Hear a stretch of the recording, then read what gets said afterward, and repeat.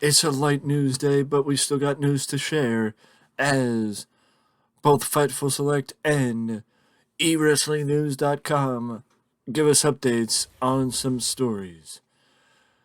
eWrestlingNews.com gives us an update on the lawsuit or the opposition to AEW's Fight Forever trademark that GCW filed. And the report goes like this.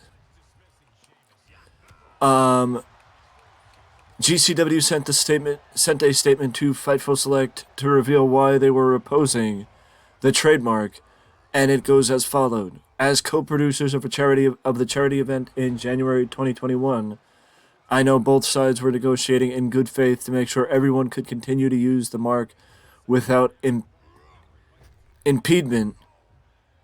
Didn't get sorted out in time, and lawyers filed an extension. So it does seem like it's a more mutual thing, and it's not a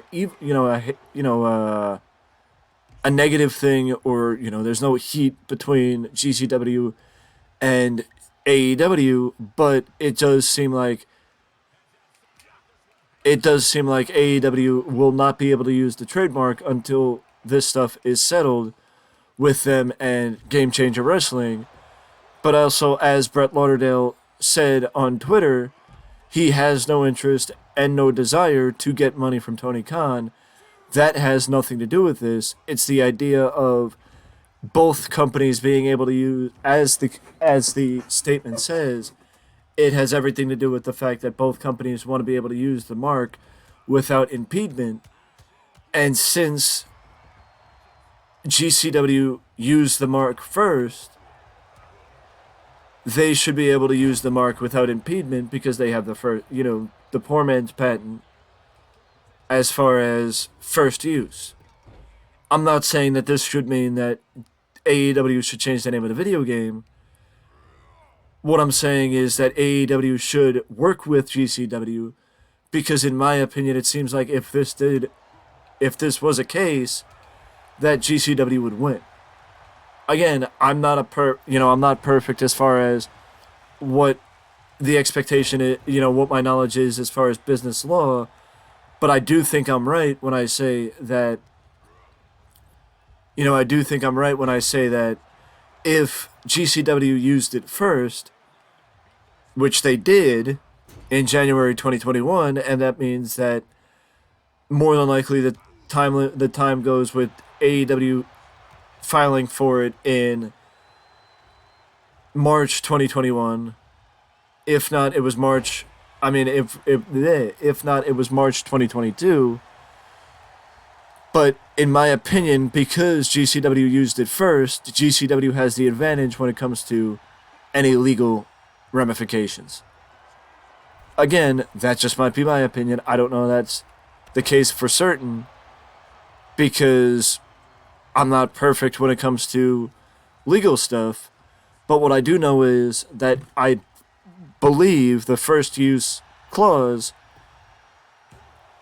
applies to this situation. But again, that is something that I will probably have to keep you guys up to date on as time goes on. But now we move to more interesting news, as Warner Brothers and AEW, Warner Brothers Discovery and AEW are working on a third weekly wrestling show for AEW. This goes along with AEW having Rampage and Dynamite, as well as the incoming AEW All Access, which will take place after after Dynamite, and provide a backstage look into AEW. This third wrestling show will be similar to Rampage, as it will be an hour-long event, and will take place on Saturday at 6:05 Eastern time. At 6:05 Eastern, which is the old time slot for WCW Saturday night on TBS. In my opinion, that kind of shows the historical application that they are appealing to AEW or applying to AEW. But also, the fact of the matter is, it would work because you would have fans who remember 6:05, 6:05 being Saturday, Saturday Night Wrestling, and basically, basically it would be where, basically it would be another wrestling show for fans to watch. I mean, does AEW need another wrestling show? Probably not. Probably not, to be fair. But at the same time, how many people actually pay attention, not watch, pay attention to AEW Dark and AEW Elevation on YouTube? I'm not saying that they're not good shows to have. It's more how many people pay attention to them. To my knowledge, it is possible, based on trademarks, that AEW could rely on AEW Collision as the name of this new television show, and there is no update on when the television show will take place or be added to the weekly schedule. But what we do know is that right now, based on the report from WrestlingNews.co or eWrestling News, that AEW and Warner Brothers Discovery are finalizing talks for a third weekly show. And much like the stuff with GCW and AEW, we need to hold back and wait. And figure out what is going to happen based on whatever news comes out over the next couple of weeks. And now we move to a report from Fightful, as Fightful says that several plans have changed for WWE since the fall, specifically late November to early December, and between numerous reports within WrestlingNews.co and Fightful, they break down each of the changed plans, as Raquel Rodriguez and Ronda Rousey were apparently the original plan for the women's division, for the SmackDown Women's Championship. That was until they chose to move the match to, I believe, the final edition of SmackDown of 2022, and Charlotte Flair won,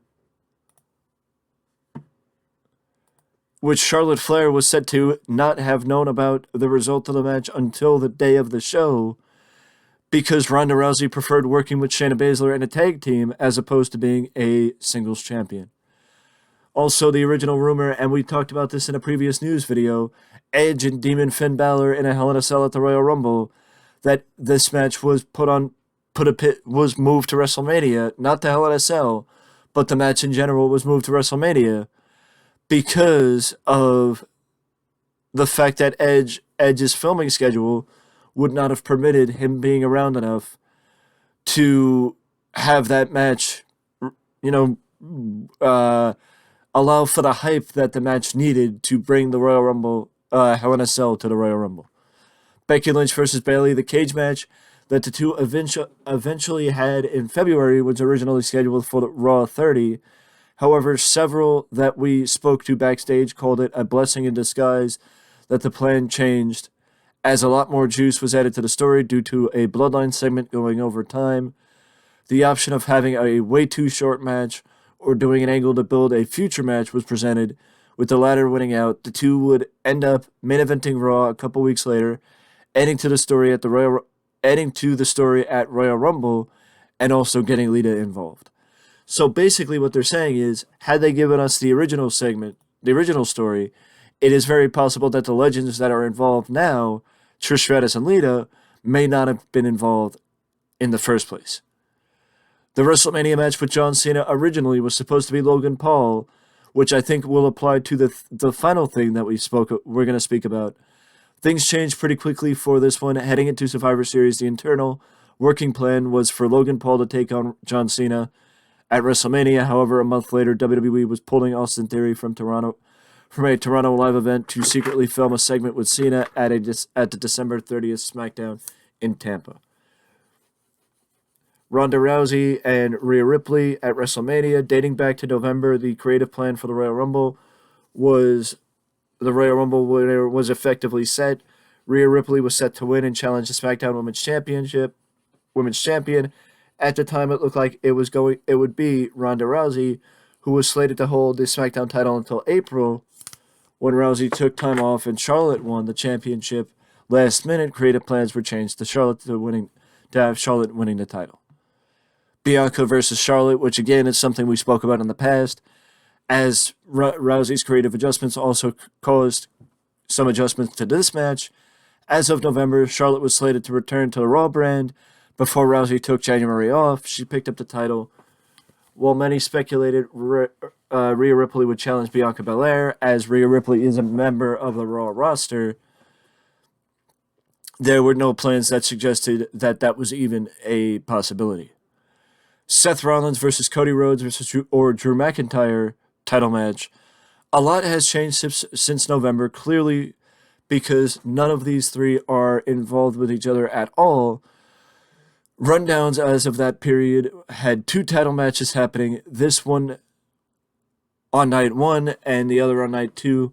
Cody was listed as an option for both of them, with to be announced / Cody versus Roman Reigns being set as a Universal title match, and Rollins versus either Rhodes or Drew as a WWE title match. Rhodes was always set to win the Royal Rumble, as one would expect, but Drew McIntyre, Sheamus team took off, and Seth Rollins moved on to Logan Paul, and the extra title match was nixed altogether. It is very likely that the plan fell apart with the fact that The Rock chose not to compete at this year's WrestleMania, and instead that led to Cody versus Roman and Seth Rollins versus Logan Paul and Drew McIntyre likely being added to the Intercontinental title match. Simple as that. But it just shows how quick things can change in WWE, and maybe a reason why WWE should consider this before they consider doing certain other things that they may have plans to do in the not-too-distant future.